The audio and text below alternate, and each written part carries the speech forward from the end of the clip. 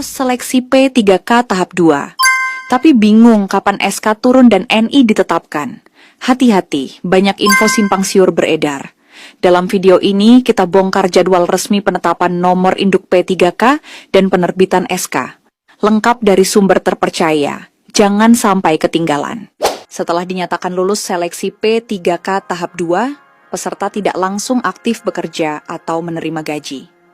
Ada tahapan penting yang harus dilewati, yaitu penetapan nomor induk dan penerbitan surat keputusan pengangkatan sebagai pegawai pemerintah dengan perjanjian kerja. Nomor induk P3K adalah nomor resmi yang ditetapkan oleh Badan Kepegawaian Negara sebagai identitas kepegawaian P3. Tanpa NI, status kepegawaian peserta belum sah dan belum bisa diproses untuk penggajian atau pemberian tunjangan. Sedangkan surat keputusan adalah dokumen resmi dari instansi tempat peserta ditempatkan. SK menjadi dasar hukum yang mengesahkan penempatan dan tanggal mulai kerja P3K. SK ini juga menentukan hak dan kewajiban pegawai, termasuk masa kerja dan lokasi penempatan. Menurut ketentuan di laman SSC, ASN, BKN, dan Peraturan BKN Nomor 1. Tahun 2019, penetapan NI dilakukan setelah peserta mengisi daftar riwayat hidup dan dokumennya dinyatakan lengkap dan valid oleh verifikator. Jadi proses ini sangat krusial.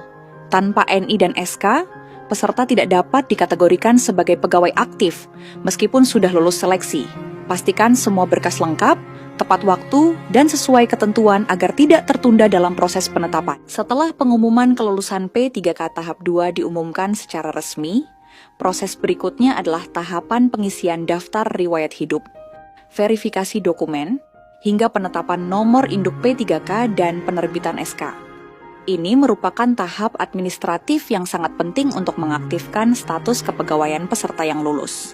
Berdasarkan jadwal sementara yang dikeluarkan oleh Badan Kepegawaian Negara dan juga dikutip dari portal resmi SSK ASN, berikut ini adalah alur jadwal lengkap yang harus diperhatikan peserta P3 tahap 2 tahun 2025. 1. Pengisian DRH dan upload dokumen. Umumnya dibuka 7-14 hari setelah pengumuman kelulusan.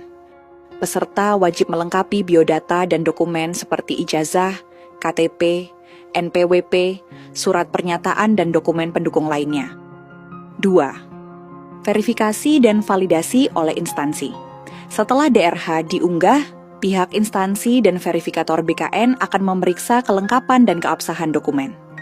Proses ini bisa memakan waktu hingga 2 minggu. 3. Penetapan NIP 3K oleh BKN.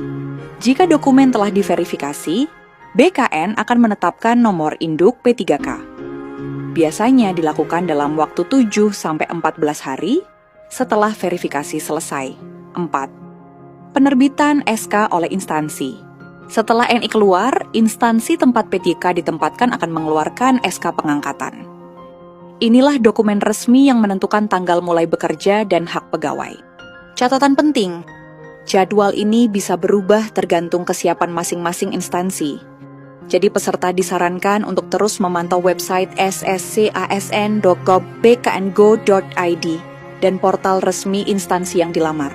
Setelah pengumuman kelulusan dan proses pengisian DRH selesai, banyak peserta P3K sering merasa was-was karena proses penetapan NI dan penerbitan SK bisa mengalami keterlambatan.